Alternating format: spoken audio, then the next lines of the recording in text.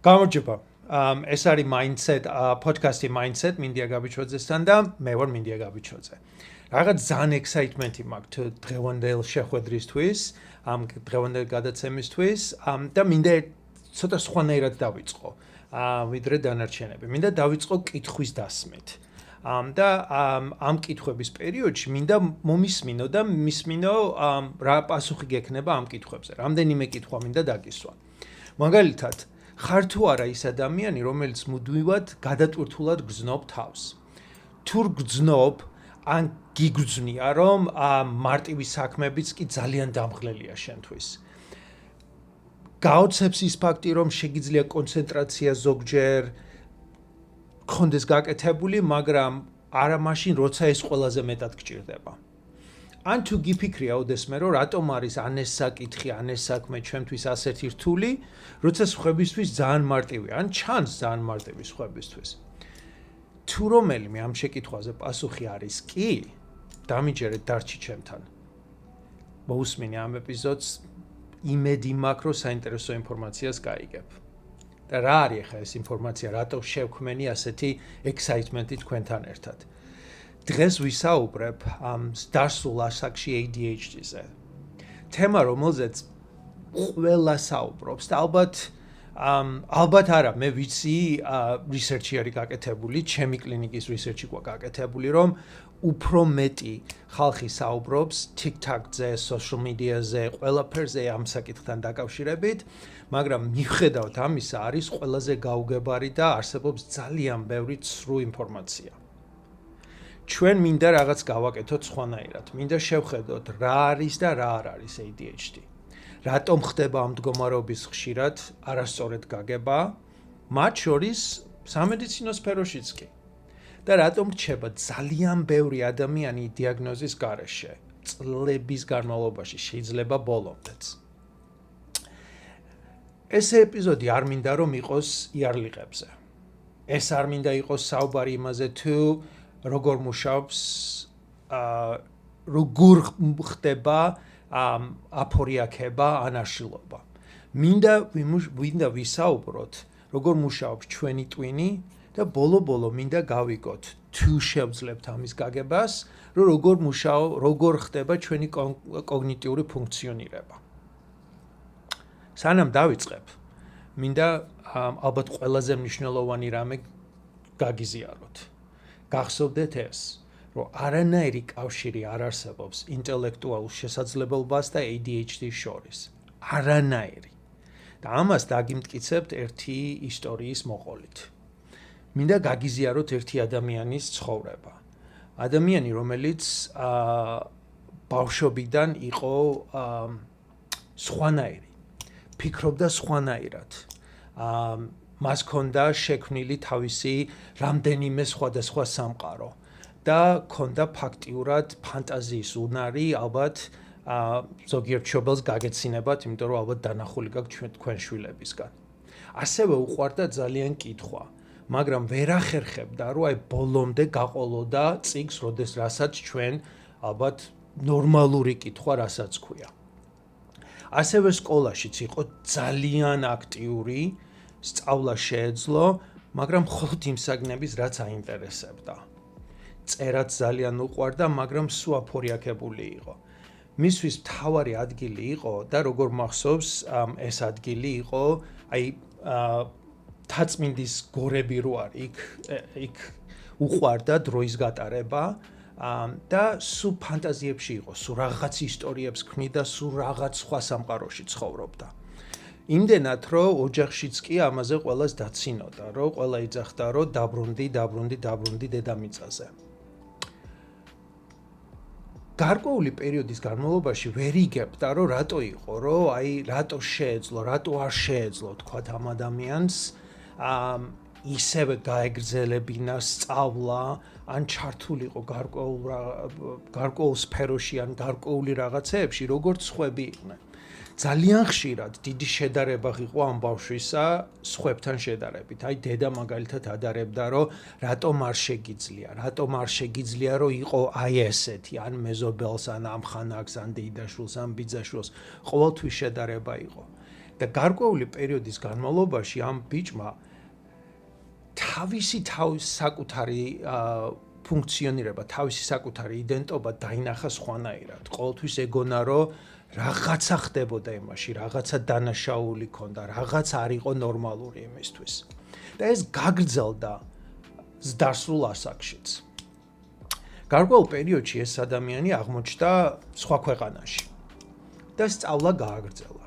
სწავლის გაგრძელების პერიოდში ერთ-ერთმა პროფესორმა უბრალოდ შეეკითხა, რომ როდის ხმეთ თუ გაგივლია, თუ დიაგნოზი თუ მიგიღია ADHD-ზე, ეს ტესტირება თუ გაკეთებული. ცოტა გაუკვირდა ამ ადამიანს, იმიტომ რომ ვერ მიხვდა, ჯერ ერთი არ იცოდა რეებს ლაპარაკობდა, მეორეც ერთი რას ქვია, მე რატო უნდა მქონდეს რაღაცა, როგორ შეიძლება, ცოტა კრიტიკულად შეხედა ამ ფაქტს. მაგრამ რატომღაც დააფიქრდა და რაღაც ისეთი ინკვიზიტური ის გაუჩნდა რა თავში. და გაიარა ეს ტესტირება, კოლეჯში გაუკეთეს და მიიღო დიაგნოზი ADHD-ს, რომელმაც ფაქტიურად მთელი თავისი ცხოვრება სხვანაირად დაანახა. დაანახა იმდენად, რომ ამ ადამიანმა თავისი განათლება გააგრძელა მაგისტრატურაში, გააგრძელა დოქტორობაში და დღესდღეობით მაქვს სადოქტორო კლინიკურ ფსიქოლოგიაში. ეს ადამიანი ვარ მე და ეს იყო ჩემი ისტორია. არ მოგაბეზრებთ, რომ უფრო მეტი მოგიყვეთ, იმიტომ რომ ალბათ მე ვინც მიცნობს ამ ბავშვობაში, ვინც მიცნობდა, იმას გაახსენდება, რომ როგორი ქაოსური და აფორიაქებული ბავშვი ვიყავი. სულ ყოველთვის რაღაცაში ვხტებოდი, სულ ყოველთვის რაღაც ახალს ვიწყებდი.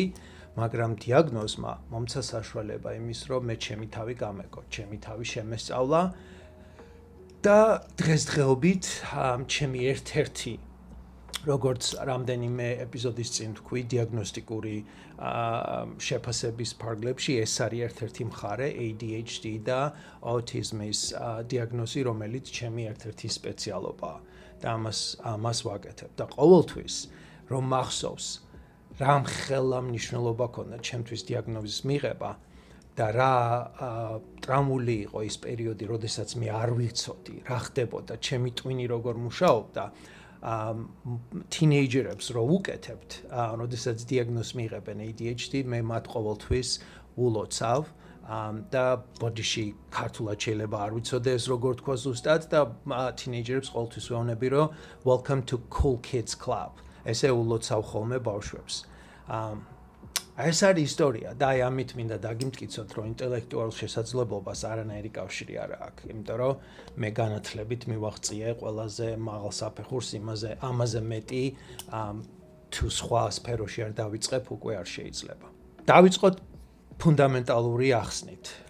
რა არის ADHD სინამდვილეში?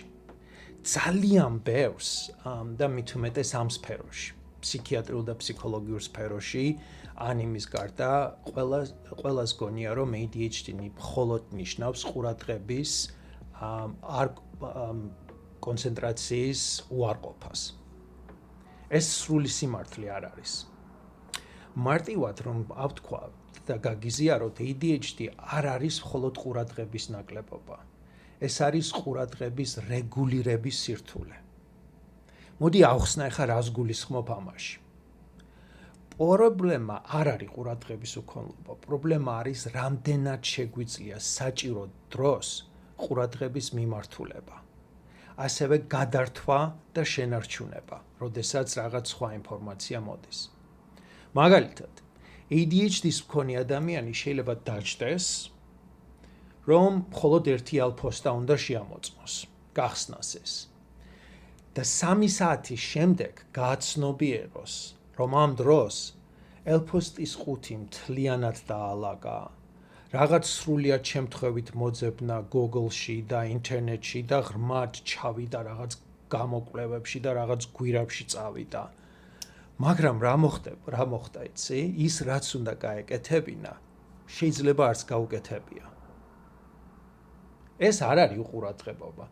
ეს არის ყურადღების არასწორი მიმართულება. და აი ზუსტად აი ამ საკითხზე არის ხშირად გაუგებრობა. ADHD-ს მქონე ადამიანებს ჩვენ შეგვიძლია ძალიან ღრმა კონცენტრაცია გქონდეს. ზოგჯერ ზედმეტიც კი. იმაზე, მაგრამ ეს გვახსოვდეს, იმაზე, რაც ჩვენთვის საინტერესოა. რაც სასწრაფო გვაძლევს ემოციებს და ჩვენ ემოციებში არის ჩართული. მაგრამ როცა საქმე ერთფეროვანია, მოსაწყენი ან დაგვიანებულ შედეგს გვაძლევს ემოციების. აი ამ პერიოდში ჩვენ ტვინს უჭირს ჩართულობის შენარჩუნება. და როგორც კი რაღაცა სხვა სტიმული შემოვა, მნიშვნელობა არ აქვს ხედველობით თუ ხმით, ეგრევე ჩვენ გარეთ გავდივართ. ბავშვებისთვის მით უმეტეს ძალიან ხშირად არის, რომ მასწავლებლები ხშირად სვავენ და ხშირად გაბრაზებულები არიან, რომ აი როგორ რამდენჯერ უნდა ავხსნა და ეს კიდე არ გაგიგია. ეს არ ნიშნავს, რომ ბავშვმა ეს არ იცის, აი მაგალითად 2-ს მივუმატოთ 2. ბავშვმა იცის 2-ს მივუმატოთ 2, დარწმუნებული იყავით, ADHD-ის ბავშვმა იცის, რომ ეს 4-ია. უბრალოდ სანამ მასწავლებელი შემოტრიალდება და შეკითხვას დაусმევს მთელ კლასს, ამან უკვე დაკარგა იმის აღქმა და ინტერესი, რომ როგორ გასცეს პასუხი და დარწმუნებული იყავით, როგორც მე მთაწმინდის გორაზე სად მივდიოდი, კაცმა არ იცის, მარსზე ავდიოდი, ეს ბავშვიც უკვე მარსზეა გასული. და აი ამ პერიოდში, როდესაც მასწავლებელი დაინახავს და შეკითხვას დაусმევს, რომ აი მინდია რა არის 2-ს მივუმატოთ 2, ის კი არა, რომ მე არ ვიცი, რომ 4-ია, უბრალოდ მე არ ვიცი, რას მეკითხება და ესე შეიძლება უპასუხოს. რატომ მინდა ეს ყველაფერი გავამახვილო? იმიტომ რომ მინდა გახსოვდეს, რომ ADHD არ არის სიზარმაცე. არ არის ინტელექტუალური უქონლობა და ნამდვილად არ არის გულგრილობა.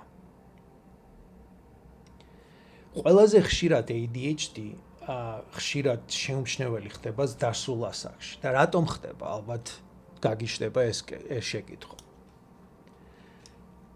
ბევრმა არ იცის, იმიტომ რომ დიდი ხნის განმავლობაში, თითქმის 20 წლამდე, რომ ამაზე ძალიან იშვიათად ხდებოდა საუბარი ზდასრულებში, რომ ზდასრულებში ეს მდგომარეობა არსებობდა. ამიტომ ზდასრულებმა ვერ ხვდებოდნენ, არ იცოდნენ, რომ ADHD ჰქონდათ. ამის ნაცვლად, მაგრამ რაღაც საინტერესო ხდებოდა ამის ნაცვლად. ისინი საკუთარ თავზე ფიქრობდნენ, რომ არაორგანიზებულები არიან, ძალიან აჭინაურებენ ყველაფერს, ვერ ალაგებენ თავიანთ ცხოვრებას და რაც უფრო ხშირად მესმის, ეს არის, რომ რაღაც მჭირს, ეს ჩემი ბრალია. ეს იარლიყები ხშირად მოდის სხვებისგან, მშობლებისგან, მასწავლებლისგან, მეგობრებისგან, კოლეგებისგან და თითქმის ყველასგან, ვინც ჩვენს გვერდზე არსებობს. იმიტომ რომ დარწმუნებული ვარ და მართლა გარწმუნებთ, რომ ჩვენ ყველამ ვიცით, რა რთულია ხანდახან ჩვენთან ურთიერთობა. და ვიცით, რომ ეს იარლიყები არსებობს ჩვენზე. ძალიან ხშირად წლების განმავლობაში, როდესაც ჩვენ დიაგნოზი არ ვიცით და როდესაც ხალხმა დიაგნოზები არ იციან, ეს ადამიანები ცდილობენ ადაპტაციას. აი მაგალითად ხშირად არის, რომ უფრო ბევრად უფრო ზედმეტად მუშაობენ. ძალიან ხშირად შფოთვას ეყრდნობიან და შფოთვა აქვთ. თავს დაძალებაზე გადიან. და დაძალება ხდება სირცხვილის და ზეწოლის მეშვეობით, რომ როგორ არ ცხვენია, უნდა გააკეთო ეს. მაგრამ როდესაც სამსახური, ურთიერთობები, ფინანსები, ოჯახები, პასუხისგებლობები რთულდება, ზუსტად მაშინ იწყება ყველაფრის ჩამოშლა და ჩვენში არეულობა. და ძალიან ხშირად აი ამ პერიოდში ხდება, რომ მოზრდილები მიდიან, რომ იპოვონ პასუხი. მეორე მხარეც არსებობს ADHD-ზე. ეს მხოლოდ ყურადღება არ არის. ეს ასევე ეხება ემოციების რეგულაციას, რომელზეც ძალიან ხშირად ბევრი არ საუბრობს. და ეს იგივე მნიშვნელოვანია, როგორც ყურადღება. ADHD-ს მქონეს დასრულები ხშირად უფრო სწრაფად და უფრო მძაფრად განიცდიან ემოციებს. მცირე გაღიზიანება შეიძლება გადაჭარბებულად გამოიხატოს და გახდეს. ძალიან უმნიშვნელო დაბრკოლებაც ხშირად ძლიერ რეაქციას აქცევს ჩვენში. კრიტიკა შეიძლება დამანგრეველი იყოს ჩვენთვის. თუნდაც მაშინაც, როცა ეს არ არის განზრახული. ამავდროულად მნიშვნელოვან ემოციურ მოვლენაზე შეიძლება საერთოდ არანაირი რეაქცია არ გქონდეს. ესე იგი, ფაქტიურად ტალღასავით არის რეაქციები, ემოციები ჩვენში, მაგრამ ეს ტალღები ძალიან ხშირად ძალიან მაღალია. ძალიან ხშირად ვფიქრობთ, რომ რატომ მოვახდინე ასეთი ძლიერი რეაქცია ამაზე? ან რატო ვერ ვიგრძენი საერთოდ ვერაფერი, რატომ ვერ გამოვხატე? იმას, ვინც თავის თავს ხედავს ახლა ამ საუბარში, მინდა გარწმუნოთ ერთი რაღაცა, რომ ეს არ არის მომწიფებლობა. ეს არ არის თქვენი ხასიათის პრობლემა. ეს არის თქვენი ტვინის და ნერვული სისტემის განსხვავებული მუშაობა. დაგანახებთ, მოდი დავინახოთ, როგორ ხდება ამ ADHD-ის ცვლილება ბავშვობიდან ზრდასრულამდე.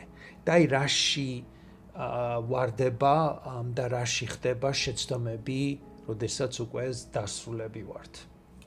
ბავშვებში ADHD ხშირად გამოიხატება და ხშირად აღწერთ, რომ ეს არის ხმაურიანი მდგომარეობა. და რას გულისხმობ ახლა ხმაურში? ისინი გამოხატავენ სირბილით, შეძახილებით, ადგილზე ვერ ჯდებიან. დასრულებში ეს სხვანაირია. დასრულებში ADHD უფრო ხდება ჩუმი და შიდა. მაგალითად დავყოთ ის სამი კომპონენტი, რაც ADHD-ს გამოხატავს, დიაგნოსტიკურად გამოხატავს. ჰიპერაქტიურობა დასრულებში გადაიქცევა შინაგან მოუსვენრობად, ჩქარა ფიქრებით, მოდუნებული აღარ ახარ, უფრო დაძაბული ხარ, ძილი სირთულე გიჩნდება. იმპულსიობა ხდება უფრო სწრაფ გადაწყვეტილებებს იღებ. სხვებს აწყვეტინებს საუბარში. ემოციური აფეთქება, რაც წინაზე ვთქვი, ამ წუთას ვთქვი. ლოდინის და ლოდინის ატანის სირთულე და ასევე იმედგაცრუება ჩნდება შენში. მესამე კომპონენტი უყურადღებობა, ასევე გადადის არაორგანიზებული ხდები, ძალიან ხშირად დავიწყება ხდება, დროის ცუდ მართვად ხდება, დაწყებული, მაგრამ დაუსრულებელი საქმეებით და ფაქტიურად ყოველთვის ფიქრობ, რომ რაღაცას ჩამორჩენილი ხარ და რაღაც ეს ჩამორჩენის განცდა გიჩნდება.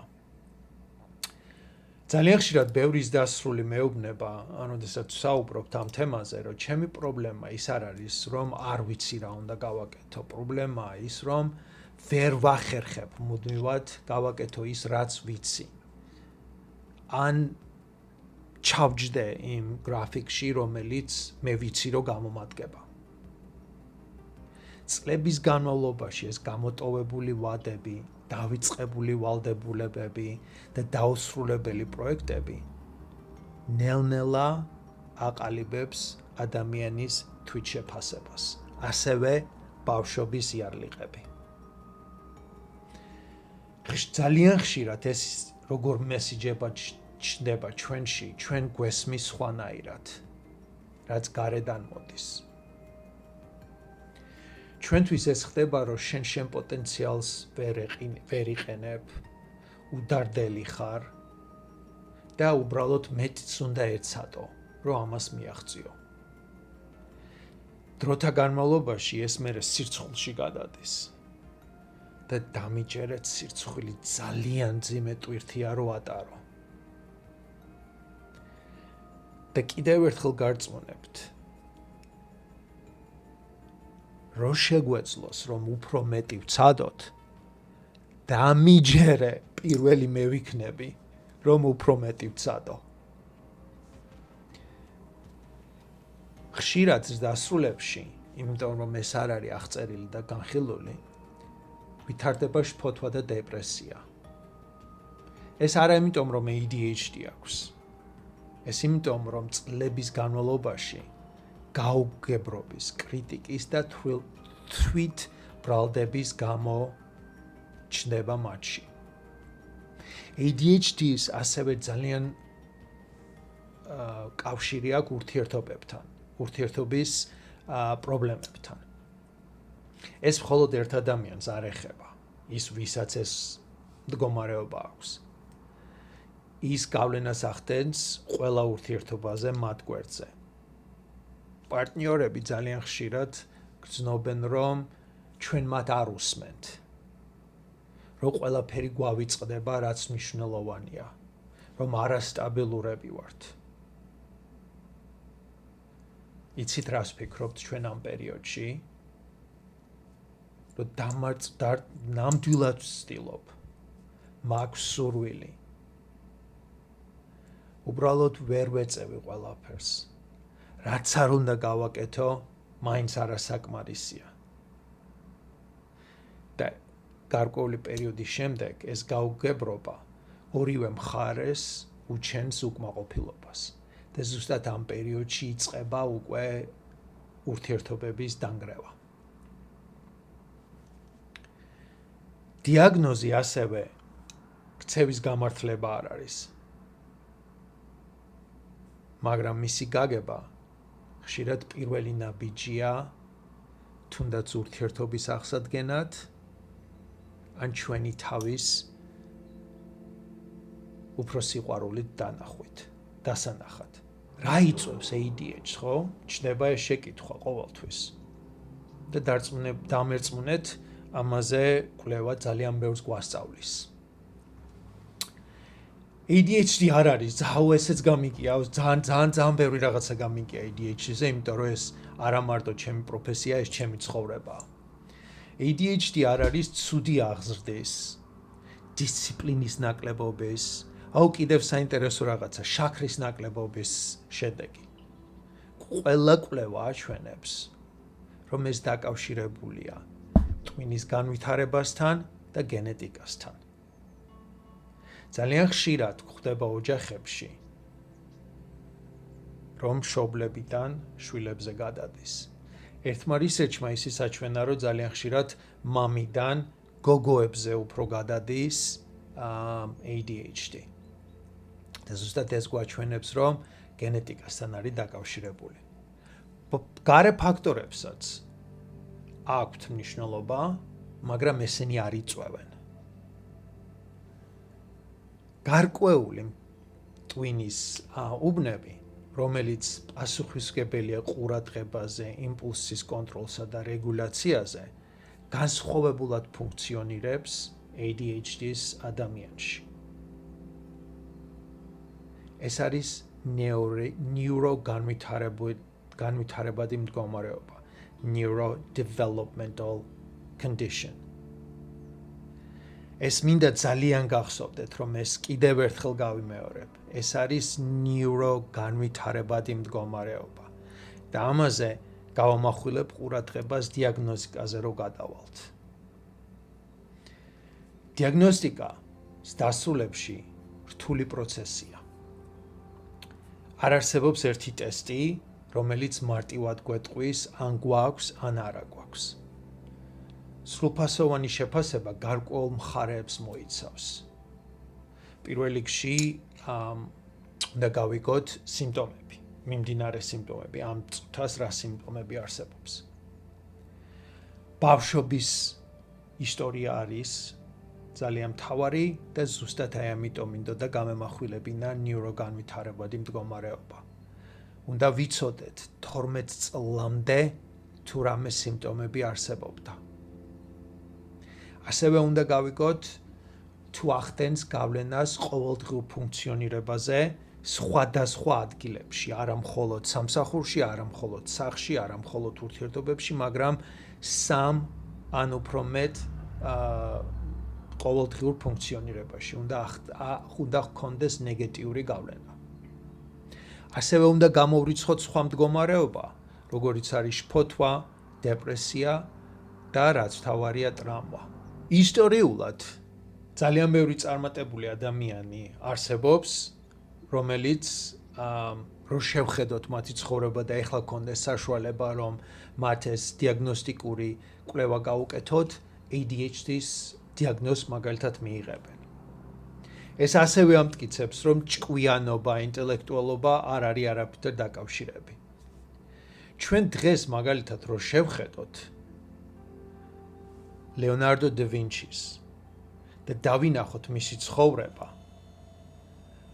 როგორ უკიდურესი ცნობის მოყვარეობა როგორ ქონდა მას, მრავალი იდეით იყო გატაცებული და ძალიან ბევრი დაუმთავრებელი პროექტი არსებობს მის ცხოვრებაში.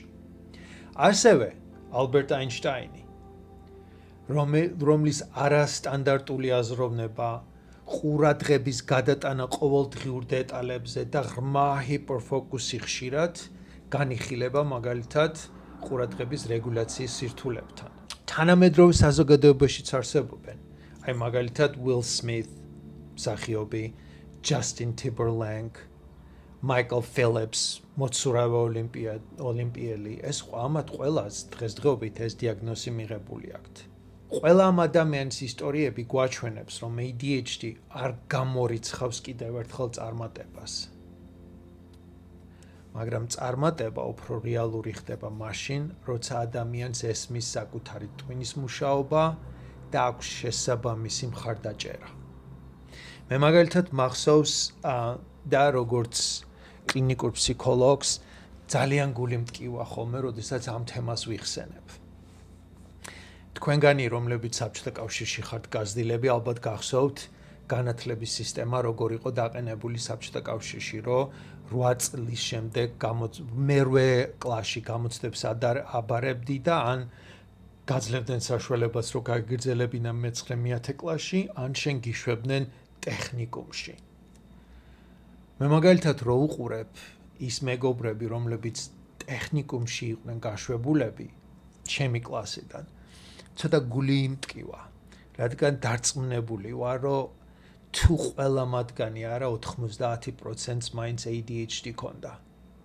და თქვენ წარმოიდგინეთ ჩვენ რამდენი თომას ედისონი, რამდენი აინშტაინი, ან რამდენი ლეონარდო და ვინჩი შეიძლება დავკარგეთ.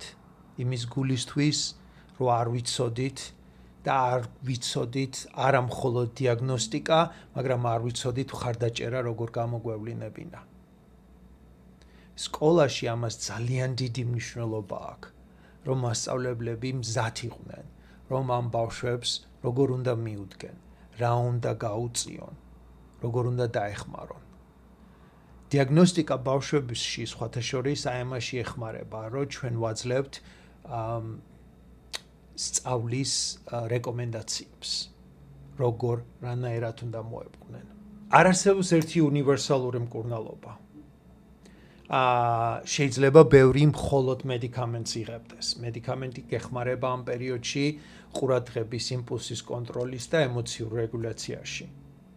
ასევე შეიძლება ბევრი მხოლოდ თერაპიაში იყვნენ. თერაპია გეხმარება საკუთარი შაბლონების გააზრებაში, სირცხვილის შემცირებაში, არის მედიკამენტსაც იღებენ და ფსიქოთერაპიაშიც არიან.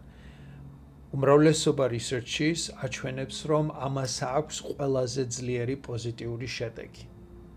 ასევე არის ხალხი, რომლებიც კონტროლის ქვეშ არიან, თავის კონტროლის ქვეშ არიან, იმიტომ რომ იციან, როგორ უკვე გავლილი აქვთ ეს გარკვეული ნაბიჯები და ნასწავლი აქვთ უკვე როგორ მოეპყრონ თავის თავს. მე მაგალითად უკვე 5 წელიწადია ამ კატეგორიაში ვარ. მე წამალს აღარ ვიღებ. მე მაგალითად ჩემი საკუთარი ADHD ძალიან მომწონს.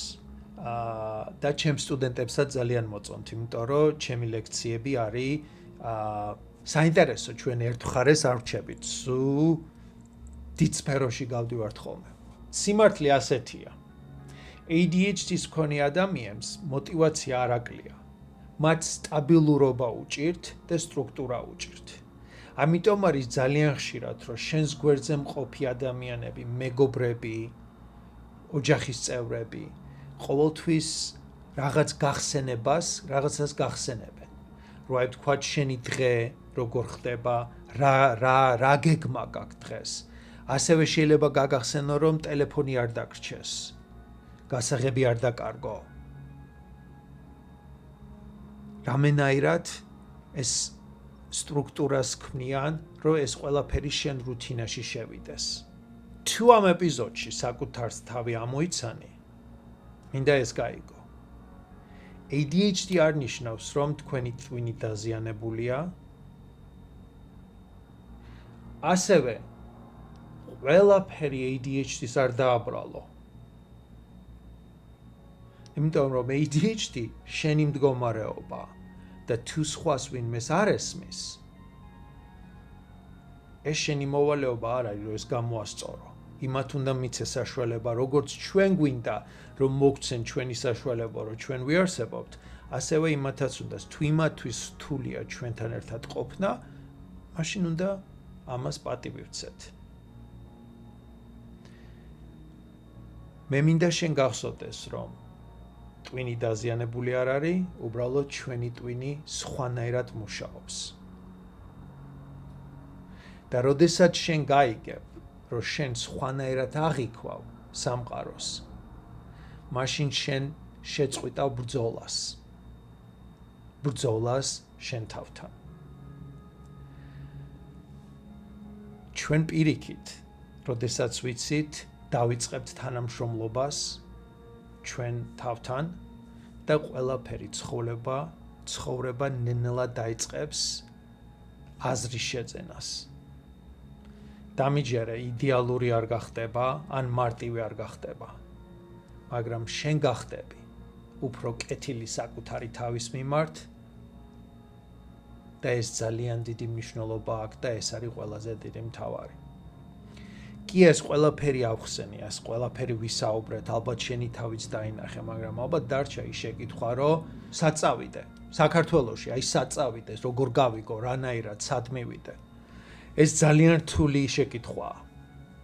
და სხვათა შორის ძალიან მიჭირს ბოლომდე ამის პასუხის გაცემა, მაგრამ გაგცემთ, რაც მე ვიცი. როგორც რაშიც მე ვარ ჩართული. მოდი მინდა ერთი რაღაცა გახსოვდეს და მე გეტყვი მე რა ვიცი საქართველოში. უნდა იყოს 6 საფეხური დასმული. რამდენიმე წინაზე ვთქვი უკვე. უნდა ვიცოდეს სიმპტომების ისტორია მთელი შენი ცხოვრების განმავლობაში, ბავშვობიდან დღემდე. უნდა მეხსოვდეს კონტექსტში რამდენიმე სფეროში, შენი ცხოვრების რამდენიმე სფეროში, რომ ეს ფუნქციონირებას არ ღვევს შენში, მაგალითად სამსახურში, სახლში, სკოლაში, ურთიერთობებში. მესამე საფეხური აუცილებლად უნდა მოხდეს გასაუბრება იმ ადამიანთან, რომელიც შენთან იყო ბავშვობაში, რომელმაც იცის შენი ცხოვრება. ეს არის ხშირად მშობლები, ან მასწავლებლები, ან შეიძლება თუ მშობლები არ არსებობენ, შეიძლება საუბარი იყოს შენ დასთან ან ძმასთან, მოზრდილებთან.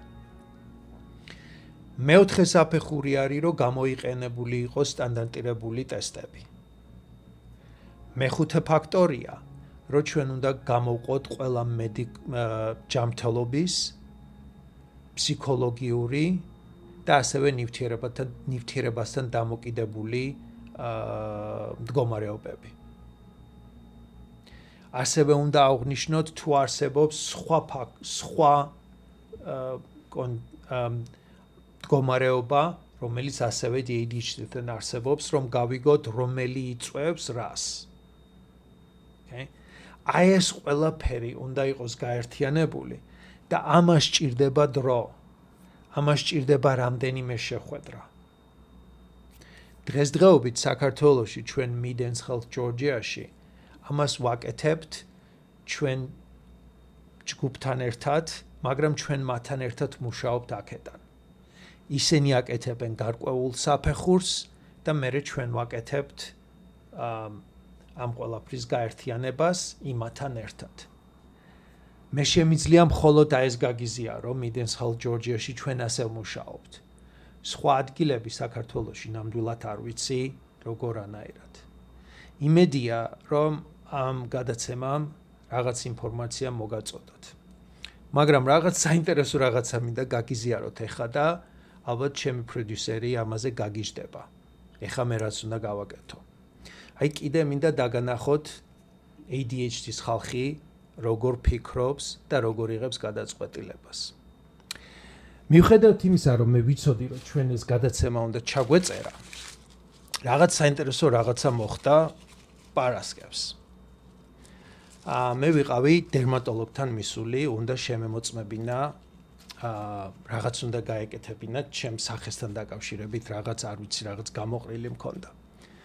და უბრალოდ რაღაც დიდი მანქანა იდგა ოთახში. და რომ შევეკითხე ეს მანქანა რა იყო, მან მითხრა, რომ ეს ახალი ლაზერის ეს არის მანქანა არის, რომელიც სახეზე აი რაღაც გარკვეულ ყავისფერ გამონაყრა აი რაღაც მზის სიმებს ანადგურებს და უბრალოდ შევამთავაზა რა. გინდა გაგიკეთო. იმ წუთას ADHD-ის ტვინმა ვაიმე რა საინტერესო რაღაცაა, ხო? მე არ დავაკვირდი, რომ მე ჩაწერა უნდა გამეკეთებინა რამდენიმე დღეში და როგორ შეიძლება ჩემი თავი გამოიყურებოდეს. და ეხლა მინდა გაჩვენოთ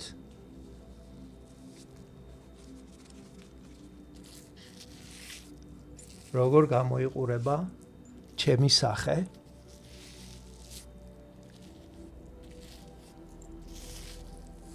რატომ მინდოდა ეხლა ეს მეჩვენებინა თქვენთვის? ეს დამენახებინა თქვენთვის, რომ როდესაც თქვენი ოჯახის წევრი გადაწყვეტილებას იღებს და მათ აქვთ ADHD, ისინი გადაწყვეტილებას არ იღებენ, რომ უბრალოდ ფეხებზე გიდიათ. ისინი გადაწყვეტილებას იღებენ, რომ იმ პერიოდში ძალიან საინტერესოა რა იქნება, რა მოხდება. ალბათ სხვებმა ვისაც ADHD არ გაქვთ, დაინახეთ ჩემი მოყოლით, რომ თქვენი ვიღაც ახლობელი, მეგობარი, ნათესავი, საყვარელი ადამიანი თქვენს გვერდზე ოჯახის წევრსაც ალბათ დაინახეთ მათში, რომ ADHD აქვს, ან სპექტრუმზე არიან და ძალიან დიდი იმედი მაქვს იმის, რომ უფრო სხვანაირი შეხედვა გაგიჩნდებათ ამის შემდეგ, უფრო თბილად შეხედავთ მათ და შეიძლება ძალიან ბევრი უფრო მეტი აპატიოთ. ასევე მე პირადულად ალბათ უფრო სხვანაირად შემხედავთ ამ გადაცემების შემდეგ, ეპიზოდის შემდეგ და ჩემსაც უფრო ალბათ უფრო მეტად გაიგებთ, რომ რატომ არის რომ ხშირად შეიძლება ერთი ადგილიდან მეორეზე ძალიან უცებ გადავხდე. ყოველთვის დავბრუნდები, სადაც ვიყავი, მაგრამ გადახტომა ჩვენში ხდება იმიტომ, რომ უცებ რაღაცამ დამაინტერესა. დიდი მადლობა და აბა შემდეგ შეხვედრამდე.